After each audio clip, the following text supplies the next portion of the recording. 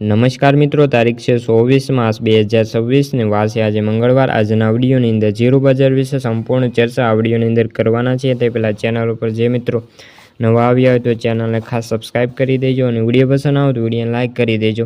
તો મિત્રો, ઝીરો બજારમાં ભાવ સ્ટેબલ રહ્યા હતા અને વાયદા બજારમાં પણ ઘટાડો જોવા મળ્યો છે, પરંતુ હાજર બજારમાં ભાવ અત્યારે સ્ટેબલ જોવા મળ્યા છે। અને ખાસ વાત કરીએ તો ઊંઝા માર્કેટ યાર્ડની અંદર 40,000 બોરી અત્યારે આવકો સ્ટેબલ જોવા મળી છે। ઊંઝાની અંદર 24મી એપ્રિલ બંધ રહેવાનું છે અને તેની સીધી અસર આપણને પડવાની છે। તેના કારણે જીરુના જે અત્યારે આવકો છે તેની અંદર પણ ઘટાડો જોવા મળવાની હાલ તો શક્યતાઓ છે। ખાસ કરીને જીરુના પાકને લઈને જ્યાં વરસાદ પડ્યો છે તેની ક્વોલિટી મોટી અસર પહોંચી છે અને શનિવારે જે વાતાવરણ ખુલ્યું હોવાથી પરંતુ જીરુમાં ક્રોપ બહુ વધી ગયો છે, તેના કારણે બજારમાં હવે વેપારો કેવા થાય છે તેના ઉપર મોટો બજારનો આધાર રહેલો છે। બેન્ચમાર્ક જીરુનો છેલ્લે વાયદો છે 65 રૂપિયાથી ઘટીને 21,950ની સપાટીએ બંધ થઈ રહ્યો છે।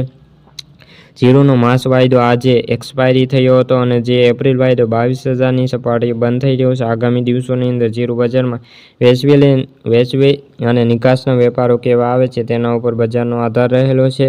તો મિત્રો, હવે રમજાન મહિનો પૂરો થઈ ગયો છે અને આગામી સપ્તાહની અંદર જેઓ જીરુમાં કેવી તેજી આવે તેના ઉપર ખાસ નજર રહેલી છે। અત્યારે ઊંઝામાં જીરુની આવકો સ્ટેબલ છે સાવ।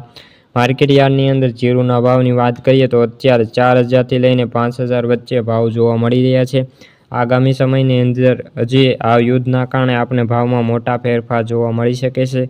કદાચ જો યુદ્ધ આવી રીતે ચાલતું રહેશે તો ભાવમાં આપણને થોડો વધઘટ જોવા મળી શકે છે અને જીરુના ભાવ જે એપ્રિલ મહિનાની અંદર 5,000 પ્લસ બોલાય તેવી હાલ તો નિષ્ણાતો જણાવી રહ્યા છે। તો મિત્રો, આથી જીરોને લગતા આજની સરસા વિડીયો ગમ્યો તો વિડીયોને લાઇક અને સબસ્ક્રાઈબ કરી દેજો। ફરી મળીશું આવા બીજા વિડીયો સાથે, ત્યાં સુધી બધા મિત્રોને જય જવાન જય કિસાન।